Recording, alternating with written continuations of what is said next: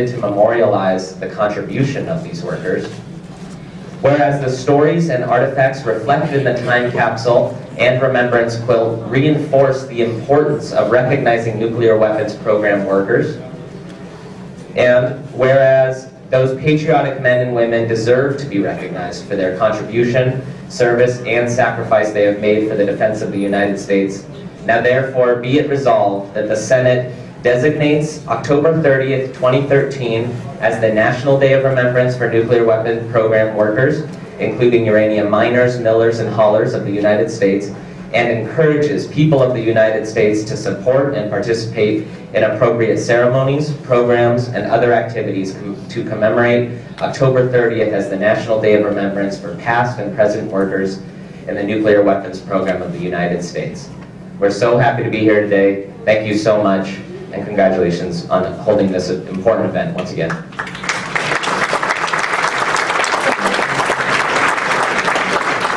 Thank you very much.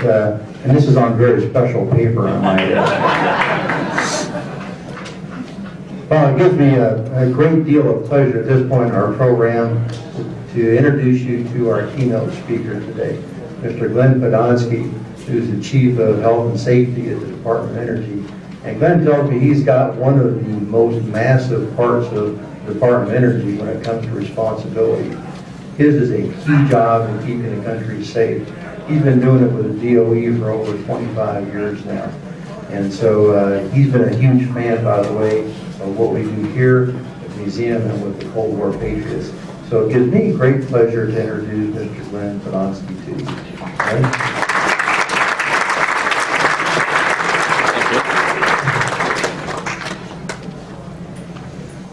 Well, the first thing I want to say to everybody is that the good news is you all been sitting here an hour and a half, and being the last speaker, I cut mine in half. Because I know your backsides are tired just like mine is. I do want to thank you for coming out, and the best way to thank you is by showing you a short video that we put together in your honor, and I'll just say very few words after that video. So we'll go ahead and start that video. And the video is about 9 minutes long, so you can tell your backsides. It won't be much longer.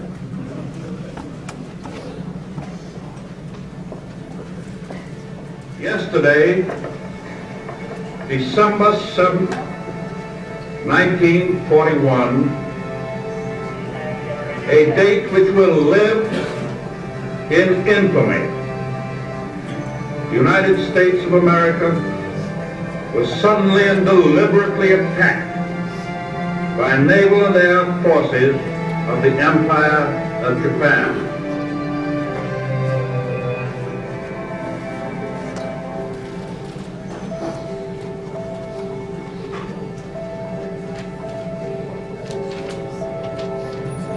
We're fighting the war in the secret city.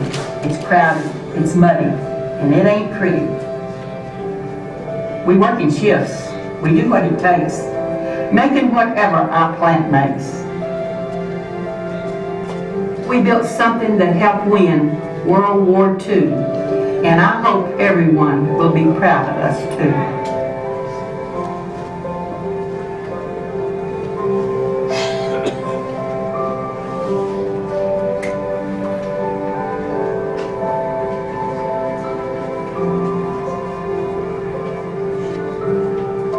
We're a very patriotic family.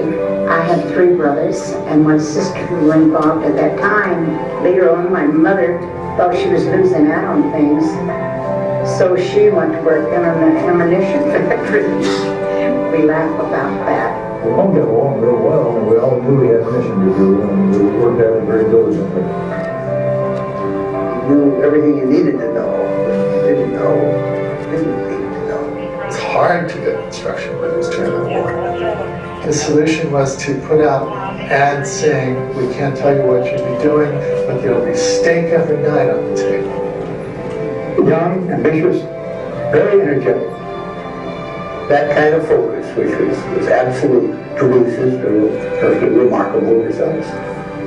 There's no such thing as, well, I'm working too many hours, or I'm not being fairly treated. I've never heard that, not once. Not once. Everybody was enthusiastic.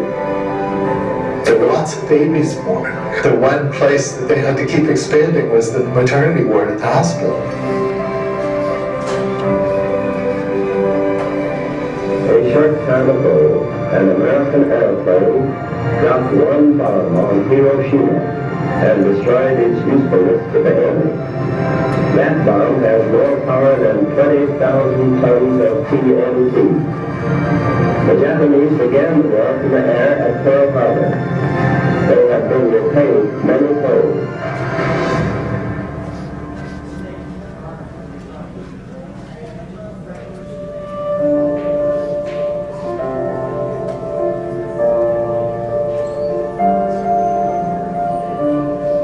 The Soviet Union tested their own atomic bomb.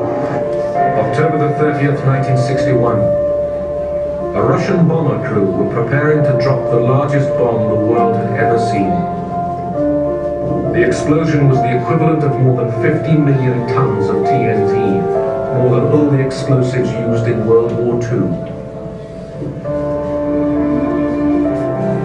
In view of the Soviet action, it will be the policy of the United States to proceed in developing nuclear weapons to maintain this superior capability for the defense of the free world against any aggressor. And suddenly this country was faced with a very different problem. Instead of developing weapons to be used against another country, suddenly this country had to defend itself against nuclear weapons developed by somebody else.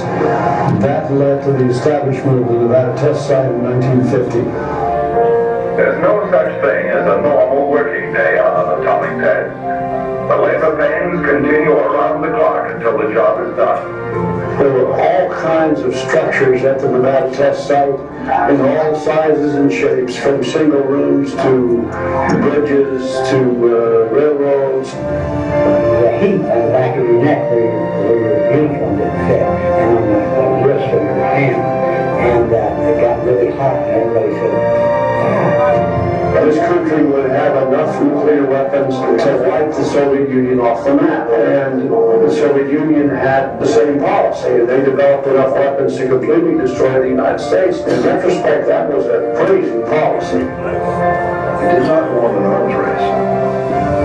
But if there was to be an arms race, we were not going to lose it. And that was the message he wanted to convey to the Soviets.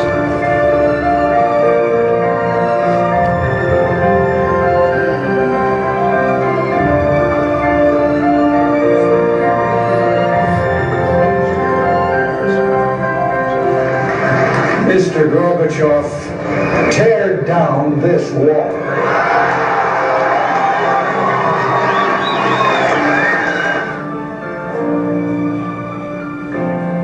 it was understood that people had critical jobs to do, and they were doing it. If you could have that kind of concentration again, you could do wondrous things.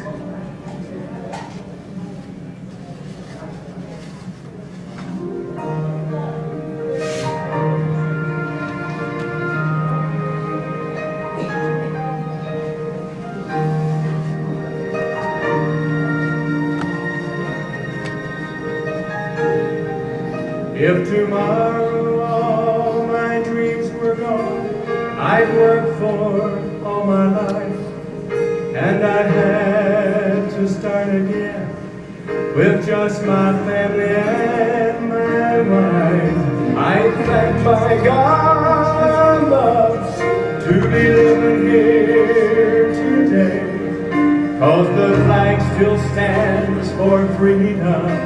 They can't take that away.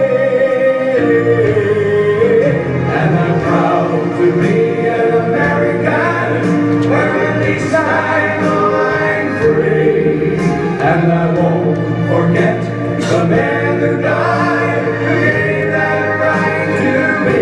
And I gladly stand up next to you and defend their still today. 'Cause there ain't no doubt I love this land. God bless the USA.